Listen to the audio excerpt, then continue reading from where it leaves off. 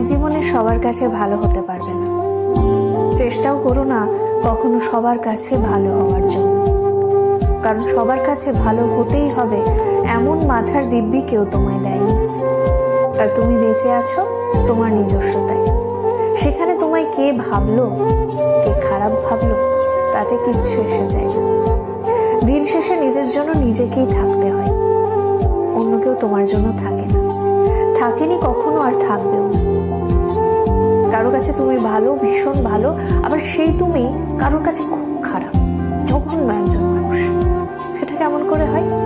প্রশ্নটা মনের মধ্যে আসতেই পারে। আসলে আমাদের কে ভালো ভাবছে আর কে খারাপ ভাবছে সেটা বিপরীতে থাকা মানুষটার মানসিকতার উপরই নির্ভর করে। সেই পরিপ্রেক্ষিতে অন্যের মানসিকতার পরিবর্তনের ভার তো তুমি নিতে পারবে না।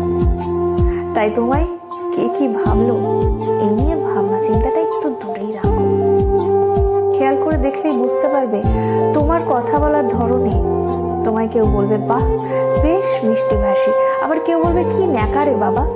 আবার কখনো তুমি যদি স্পষ্টবাদী হও, কেউ তোমায় বলবে প্রতিবাদী, কেউ বলবে ঠোঁট কাটা।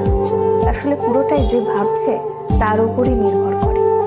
এতে তোমার কিচ্ছু করার থাকবে না। এসব নিয়ে মাথা ঘামিয়ে চলবে, এসব নিয়ে মাথা